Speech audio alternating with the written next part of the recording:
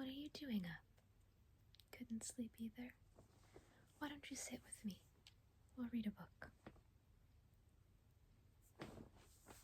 I'm starting The Murder of Roger Ackroyd by Agatha Christie.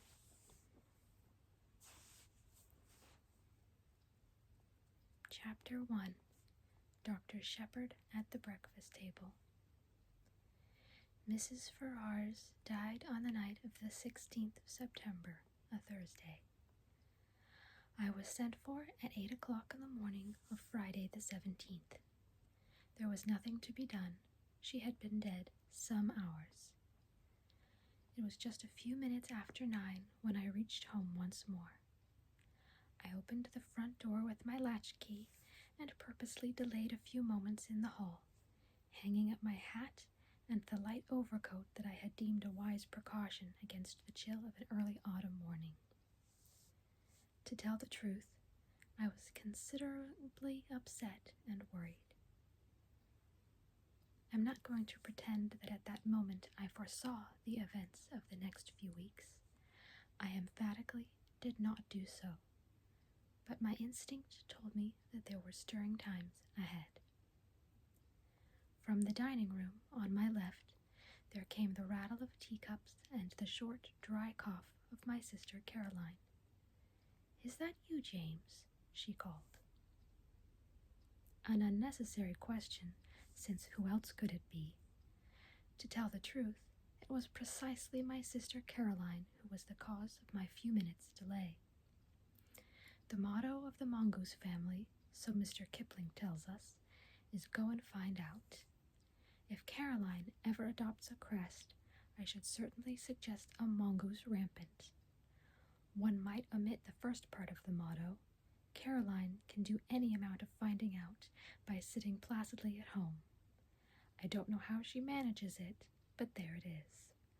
I suspect that the servants and the tradesmen constitute her intelligence corps. When she goes out, it is not to gather in information, but to spread it. At that, too, she is amazingly expert. It was really this last-named trait of hers which was causing me these pangs of indecision. Whatever I told Caroline now concerning the demise of Mrs. Ferrars would be common knowledge all over the village within the space of an hour and a half. As a professional man, I naturally aim at discretion. Therefore, I have got into the habit of continually withholding all information possible from my sister. She usually finds out just the same, but I have the moral satisfaction of knowing that I am in no way to blame. Mrs. Ferrars' husband died just over a year ago, and Caroline has constantly asserted, without the least foundation for the assertion, that his wife poisoned him.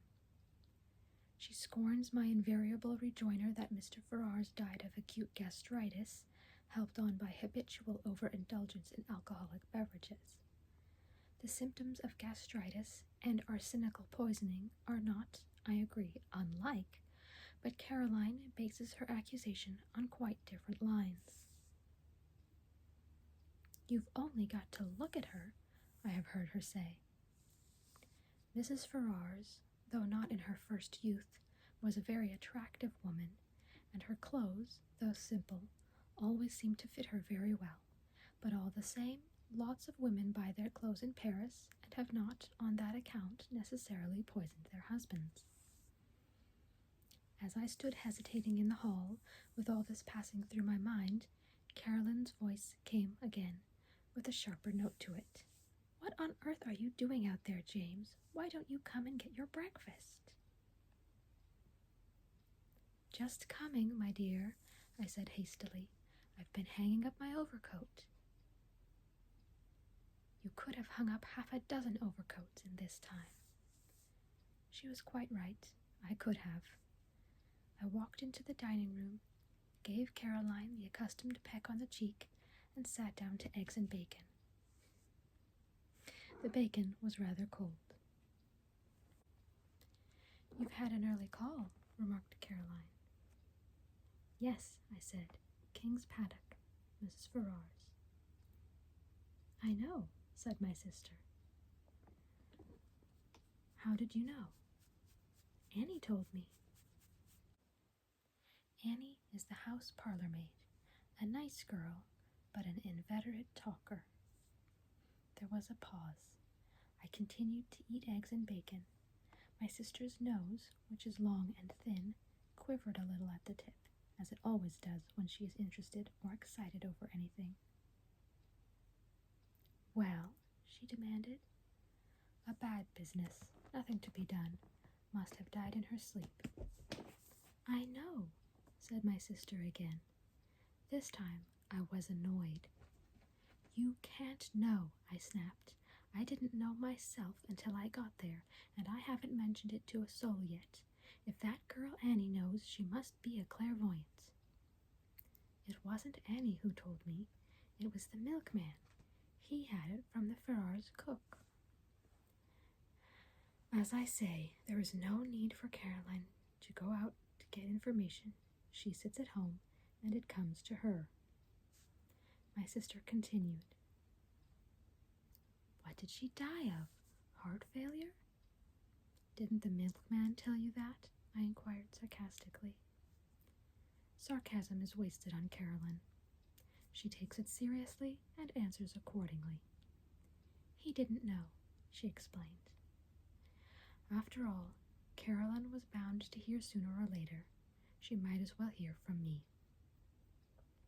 She died of an overdose of Veronal. She's been taking it lately for sleeplessness. Must have taken too much. Nonsense, said Caroline immediately. She took it on purpose. Don't tell me.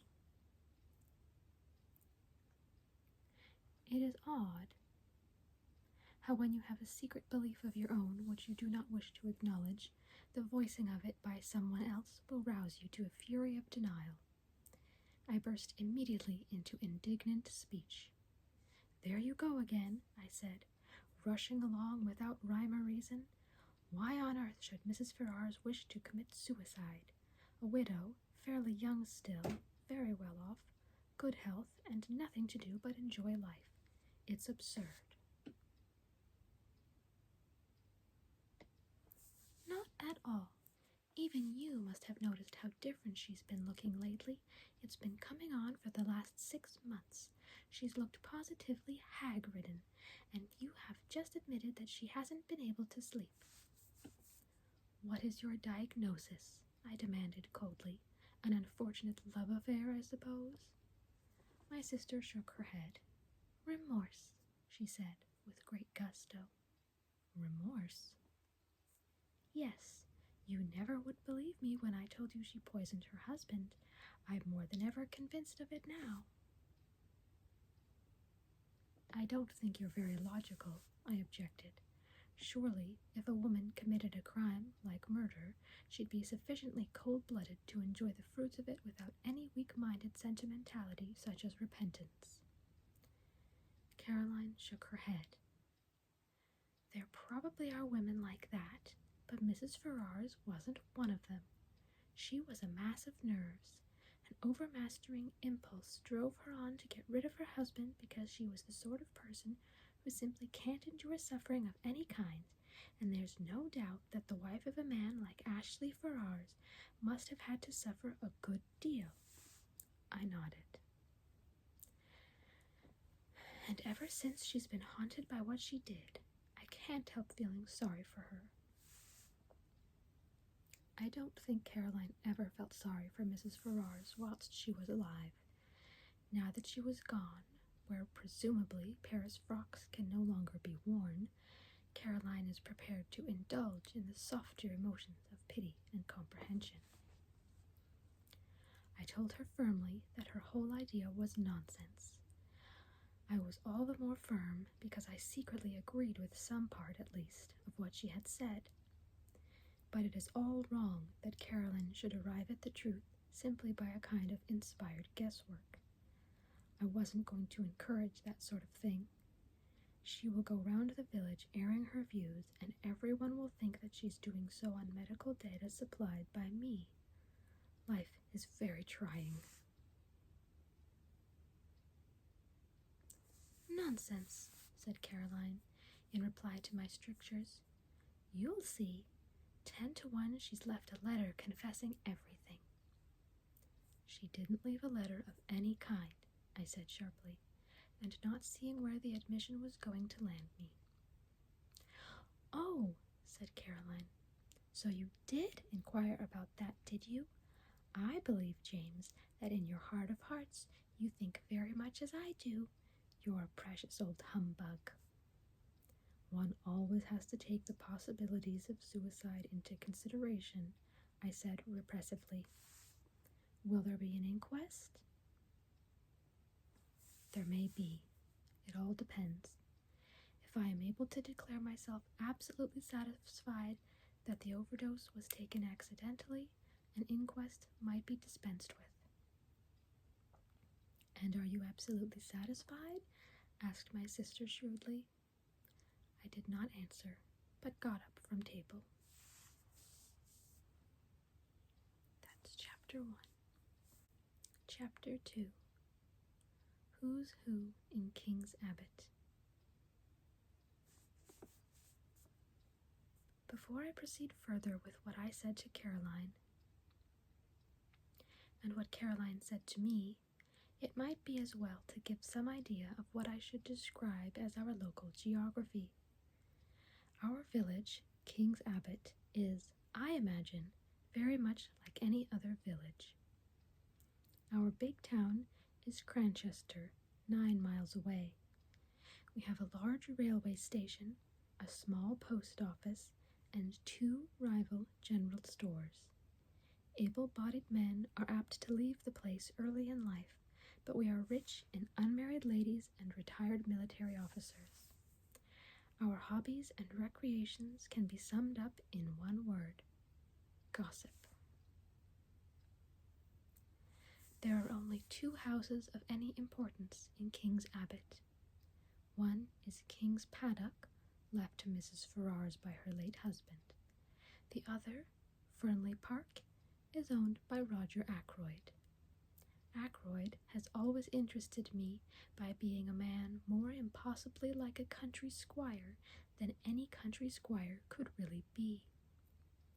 He reminds one of the red-faced sportsman who always appeared early in the first act of an old-fashioned musical comedy, the setting being the village green. They usually sang a song about going up to London. Nowadays we have reviews, and the country squire has died out of musical fashion. Of course, Ackroyd is not really a country squire. He is an immensely successful manufacturer of, I think, wagon wheels. He is a man of nearly 50 years of age, rubicund of face and genial of manner. What an interesting word, rubicund. He is hand in glove with the vicar, subscribes liberally to parish funds, though rumor has it that he is extremely mean in personal expenditure, encourages cricket matches, lads' clubs, and disabled soldiers' institutes. He is, in fact, the life and soul of our peaceful village of King's Abbot. Now, when Roger Ackroyd was a lad of 21, he fell in love with and married a beautiful woman some 5 or 6 years his senior. Her name was Peyton, and she was a widow with 1 child. The history of the marriage was short and painful. To put it bluntly, Mrs. Ackroyd was a dipsomaniac. She succeeded in drinking herself into her grave 4 years after her marriage. In the years that followed, Ackroyd showed no disposition to make a second matrimonial adventure. His wife's child by her first marriage was only 7 years old when his mother died. He is now 25. Ackroyd has always regarded him as his own son and has brought him up accordingly. But he has been a wild lad and a continual source of worry and trouble to his stepfather. Regardless, we are all very fond of Ralph Peyton in King's Abbot. He is such a good-looking youngster, for one thing.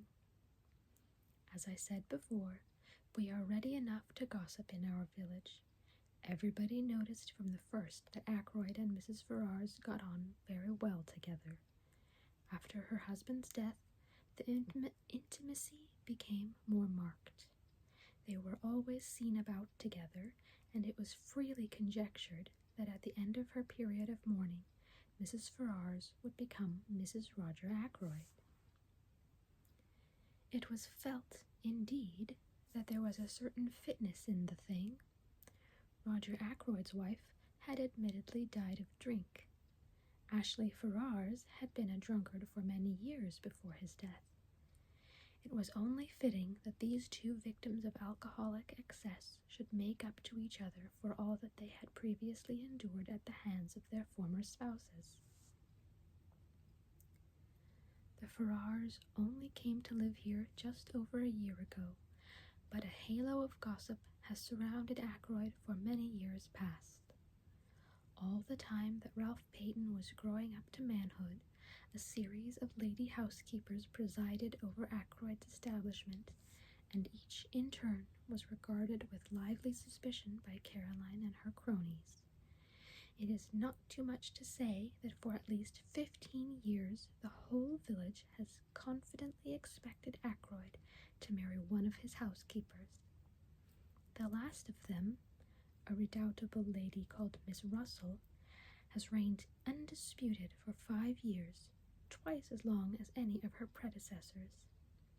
It is felt that but for the advent of Mrs. Ferrars, Ackroyd could hardly have escaped.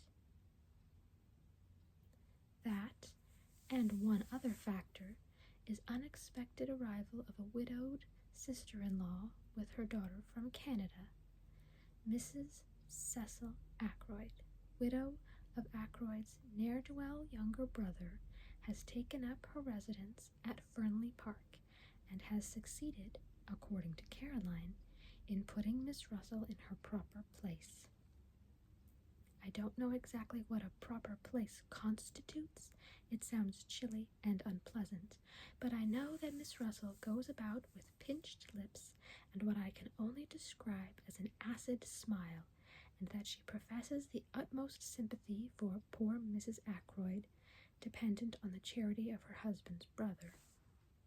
The bread of charity is so bitter, is it not? I should be quite miserable if I did not work for my living. I don't know what Mrs. Cecil Ackroyd thought of the Ferrars affair when it came on the tapis. It was clearly to her advantage that Ackroyd should remain unmarried. She was always very charming, not to say gushing, to Mrs. Ferrars when they met. Caroline says that proves less than nothing. Such have been our preoccupations in King's Abbot for the last few years. We have discussed Ackroyd and his affairs from every standpoint. Mrs. Ferrars has fitted into her place in the scheme. Now there has been a rearrangement of the kaleidoscope. From a mild discussion of probable wedding presents, we have been jerked into the midst of tragedy. Revolving these and sundry other matters in my mind, I went mechanically on my round. I had no cases of special interest to attend, which was perhaps as well, for my thoughts returned again and again to the mystery of Mrs. Ferrars' death. Had she taken her own life? Surely, if she had done so, she would have left some word behind to say what she contemplated doing. Women, in my experience, if they once reach the determination to commit such, usually wish to reveal the state of mind that led to the fatal action. They covet the limelight. When had I last seen her? Not for over a week. Her manner then had been normal enough considering everything.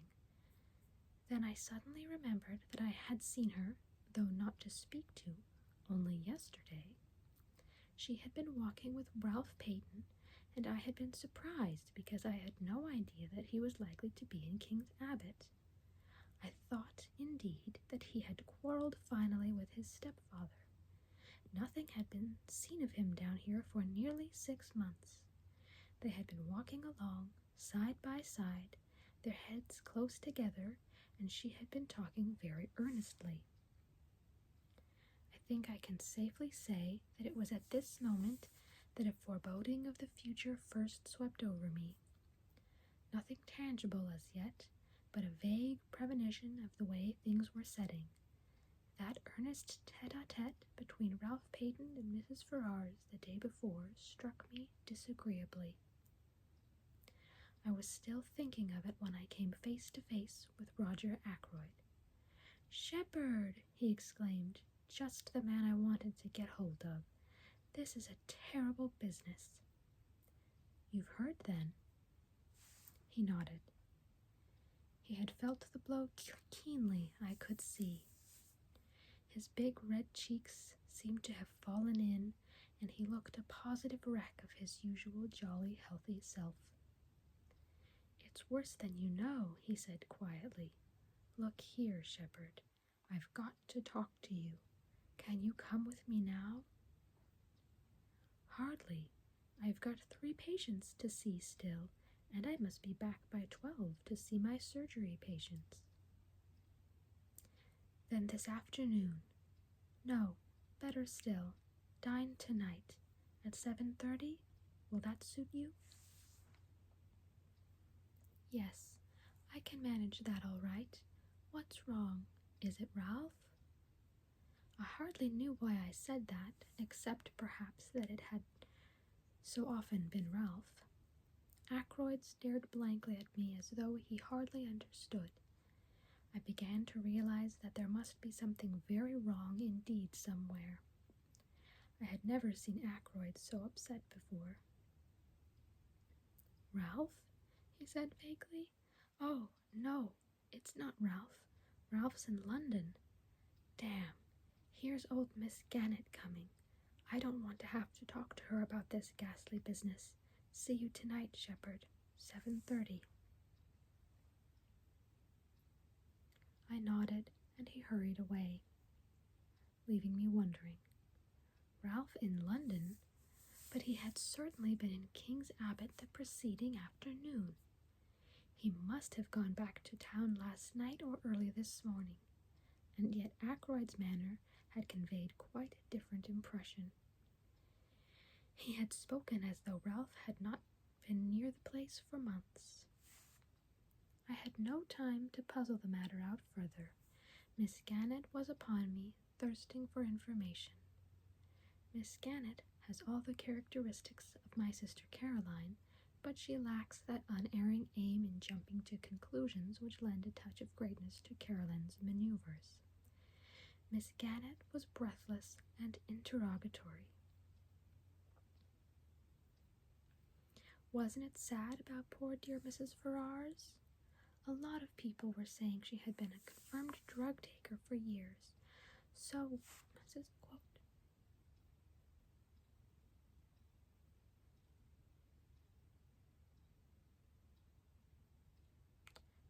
wicked the way people went about saying things, and yet the worst of it was there was usually a grain of truth somewhere in these wild statements.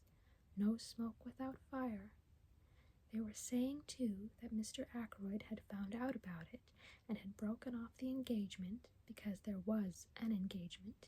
She, Miss Gannett, had proof positive of that.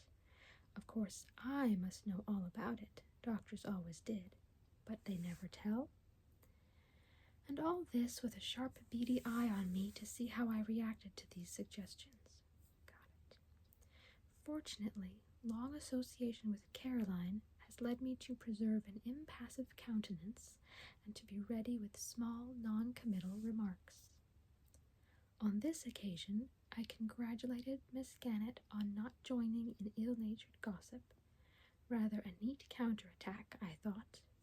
It left her in difficulties, and before she could pull herself together, I had passed on.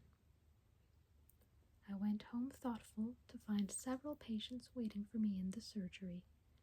I had dismissed the last of them, as I thought, and was just contemplating a few minutes in the garden before lunch when I perceived one more patient waiting for me.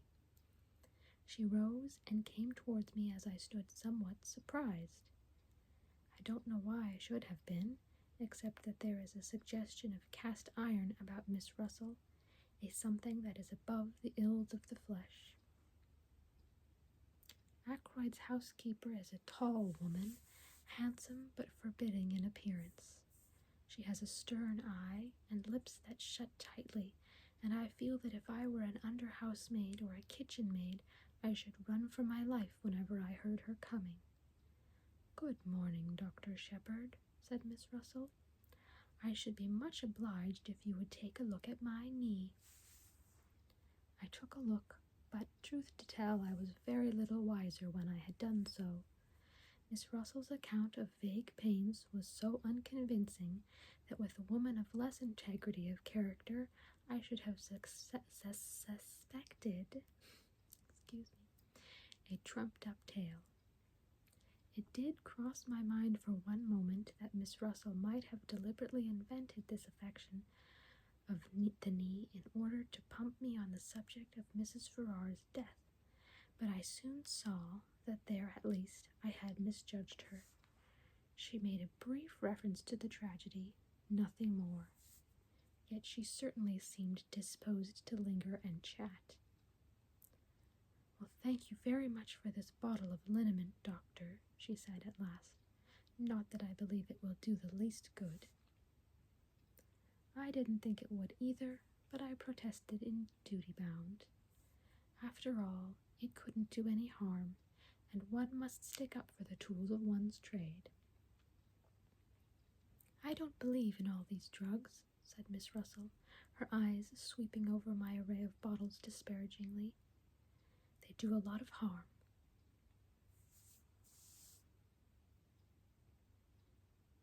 "Well, as far as that goes,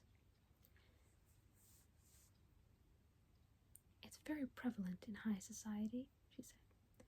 "I'm sure Miss Russell knows far more about high society than I do." I didn't attempt to argue with her. "Just tell me this, Doctor," said Miss Russell. "Suppose you are really a slave of the drug habit. Is there any cure?" One cannot answer a question like that offhand. I gave her a short lecture on the subject, and she listened with close attention. I still suspected her of seeking information about Mrs. Farrar's. "Now, Veronal, for instance," I proceeded. But strangely enough, she didn't seem interested in Veronal. Instead, she changed the subject and asked me if it was true that there were certain poisons so rare as to baffle detection. "Ah," I said, "you've been reading detective stories." She admitted that she had.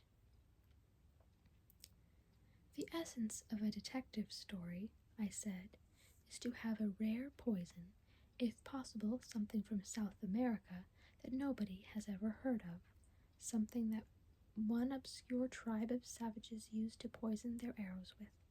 Death is instantaneous, and Western science is powerless to detect it. That is the kind of thing you mean?" "Yes. Is there really such a thing?" I shook my head regretfully. "I'm afraid there isn't." "There's curare, of course." I told her a good deal about curare, but she seemed to have lost interest once more. She asked me if I had any in my poison cupboard, and when I replied in the negative, I fancy I fell in her estimation. She said she must be getting back, and I saw her out at the surgery door just as the luncheon gong went. I should never have suspected Miss Russell of a fondness for detective stories. It pleases me very much to think of her stepping out of the housekeeper's room to rebuke a delinquent housemaid, and then returning to a comfortable perusal of the mystery of the seventh death, or something of the kind. Okay, that's 2 chapters. I think it's time for both of us to go to bed.